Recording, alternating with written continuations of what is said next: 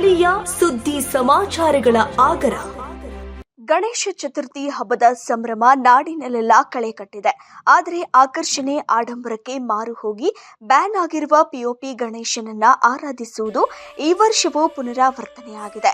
ಗಣೇಶ ಮೂರ್ತಿ ಪ್ರತಿಷ್ಠಾಪಿಸುವ ಮುನ್ನ ಅದು ಮಣ್ಣಿನದ್ದಾಗಿರಲಿ, ವಿಷಕಾರಿ ಬಣ್ಣ ಬಳಿದ ಗಣೇಶ ಬೇಡ ಎಂಬ ದೃಢ ಸಂಕಲ್ಪ ತಿಳಿಯಬೇಕಿದೆ. ಆಚರಣೆ ಸಂಪ್ರದಾಯದ ಪ್ರಕಾರ ಗಣೇಶ ಮೂರ್ತಿ ನೀರಿನಲ್ಲಿ ಮುಳುಗಿದರೆ ಮಾತ್ರ ಪೂರ್ಣ ಪ್ರಮಾಣದಲ್ಲಿ ಪೂಜಾ ಕೈಂಕರ್ಯ ನೆರವೇರಿದಂತಾಗುತ್ತದೆ.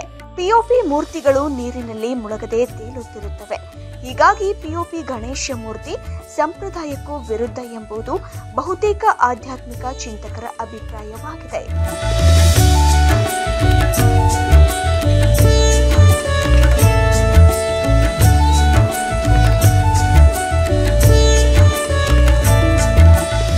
ಮೂರ್ತಿ ಈಗಾಗಲೇ ಮಾರುಕಟ್ಟೆಗೆ ಲಗ್ಗೆ ಇಟ್ಟಿವೆ. ಸಾರ್ವಜನಿಕರು ಇದರ ಖರೀದಿಗೆ ಮುಂದಾಗಿದ್ದಾರೆ.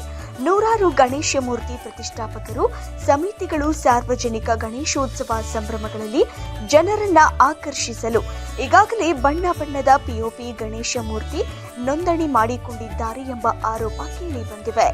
ಕಲಾವಿದ ಈಶ್ವರ್ ಕೈಚಳಕದಲ್ಲಿ ಈಗಾಗಲೇ ಸುಂದರ ಗಣಪನ ಮೂರ್ತಿಗಳು ಸಿದ್ಧವಾಗಿವೆ. ಈ ಮೂರ್ತಿಗಳನ್ನ ನೋಡುತ್ತಿದ್ರೆ ಭಕ್ತಿ ಪರವಶರಾಗುವುದರಲ್ಲಿ ಅನುಮಾನವಿಲ್ಲ. ಆ ರೀತಿ ಮುತುವರ್ಜಿ ವಹಿಸಿ ಕಲಾವಿದ ಗುಬ್ಬಿ ತಾಲೂಕಿನ ಬಿದರೆ ಈಶ್ವರ್ ಅವರು ಗಣೇಶ ಮೂರ್ತಿಗಳನ್ನ ಸಿದ್ಧಪಡಿಸುತ್ತಾರೆ.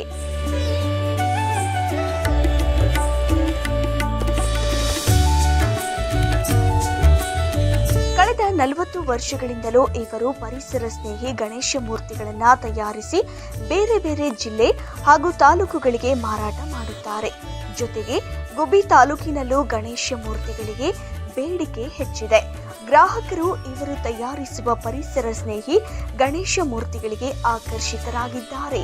ಪರಿಸರ ಸ್ನೇಹಿ ಗಣೇಶ ಮೂರ್ತಿಗಳನ್ನು ಪ್ರತಿಷ್ಠಾಪಿಸಿ ಪೂಜಿಸುವುದರಿಂದ ನಮ್ಮ ಪರಿಸರಕ್ಕೆ ಯಾವುದೇ ರೀತಿಯ ಹಾನಿ ಉಂಟಾಗುವುದಿಲ್ಲ. ಆದಷ್ಟು ಪಿಒಪಿ ಗಣೇಶ ಮೂರ್ತಿಗಳನ್ನು ಪ್ರತಿಷ್ಠಾಪಿಸದೆ ಮಣ್ಣಿನ ಗಣೇಶ ಮೂರ್ತಿಗಳನ್ನು ಪ್ರತಿಷ್ಠಾಪಿಸಿ ಪೂಜಿಸುವುದು ಉತ್ತಮ. ನಾವು ತಯಾರಿಸುವ ಪರಿಸರ ಸ್ನೇಹಿ ಗಣೇಶ ಮೂರ್ತಿಗಳನ್ನು ಕೊಂಡು ಪ್ರತಿಷ್ಠಾಪಿಸಿದ್ದಲ್ಲಿ ನಮಗೂ ಪ್ರೋತ್ಸಾಹ ಸಿಕ್ಕಂತಾಗುತ್ತದೆ ಎನ್ನುತ್ತಾರೆ.